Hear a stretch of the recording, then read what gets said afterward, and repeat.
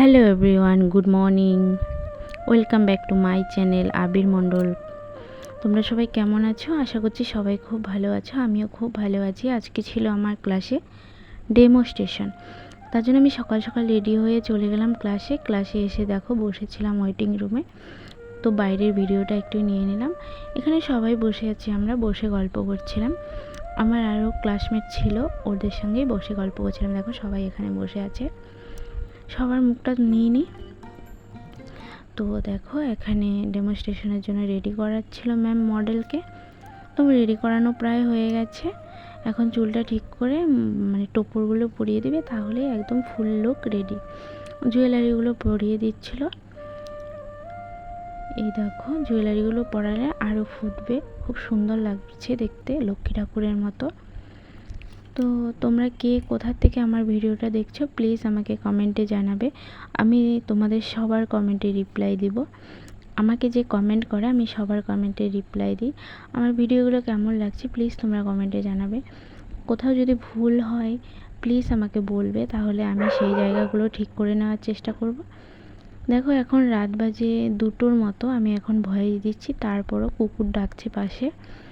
আমি জানি কুকুরের আওয়াজটা চলে আসছে, কিন্তু এত রাতে না আর বারবার করতে ইচ্ছে করছে না, প্রচণ্ড ঘুম পেয়েছে।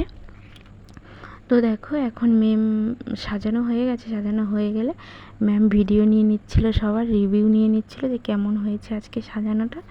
তো মডেল দেখো রিভিউ দিচ্ছিল, বলছিল একদম চুমু এরকম বলছিল। তো সাজানো তো হয়ে গেল। ডেমনস্ট্রেশন আমাদের আজকে ক্লাস এই পর্যন্তই। আমরা তো সেরকম কিছু করিনি, শুধু বসে বসে দেখেছি। দেখো আমি এত রাতে ভিডিও দিচ্ছি, তারপর আবার টিকটিকিয়ে ঠিকঠিক দিচ্ছে। জানি না কেন দিচ্ছে। মানুষে তো বলে এটা নাকি দেয় যখন মানে ঠিক হয়, সঠিক কথা বলে তখন। আমি অবশ্যই এখানে সঠিক কথাই বলছি, কোনো ভুল কথা বলছি না। তারপরে দেখো টিকটিক দিয়ে দিল, আমিও বলে দিলাম তোমাদের সঙ্গে মজা করে।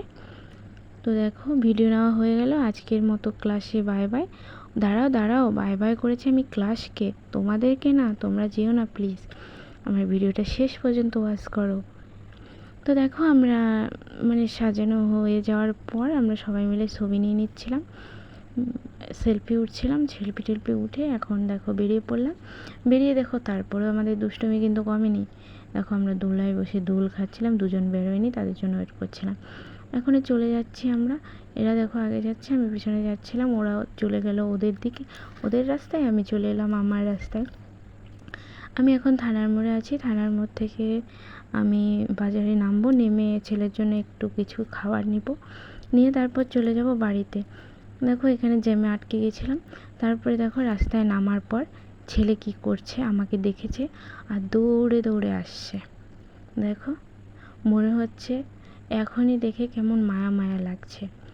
আমি কদিন থেকে বাড়িতে থাকতে পারছি না, ওর অবস্থাটা একদম খারাপ হয়ে গেছে, একদম কালো হয়ে যাচ্ছে। কি গরমে ঘেমে টেমে একদম কপালের মধ্যে কতগুলো গোটা উঠেছে, গরম গোটা মনে হয় এইগুলো। তো দেখো দৌড়ে দৌড়ে আসছে, আমি ভিডিও ক্লিপটা মিস করলাম না, তাই নিয়ে নিলাম। দেখো পাগলের মতো ছুটে আসছে, এখনই দেখে কেমন মায়া মায়া লাগছে। দেখো খুব ভালো লাগে এরকমভাবে যখন দেখি না, এসে খুশি হয়ে যায় দেখে, তখন খুব ভালো লাগে। তো ওকে কোলে নিয়ে আমি বাড়ি চলে এলাম। বাড়ি চলে এসে ও আমার সাথে অনেক কথা বলছিল, দেখো যে এটা করেছি ওইটা করেছি। তারপর দেখো ও খেতে বসে গেল, ওর জন্য নিয়ে এসেছিলাম সিঙ্গারা আর চাটনি।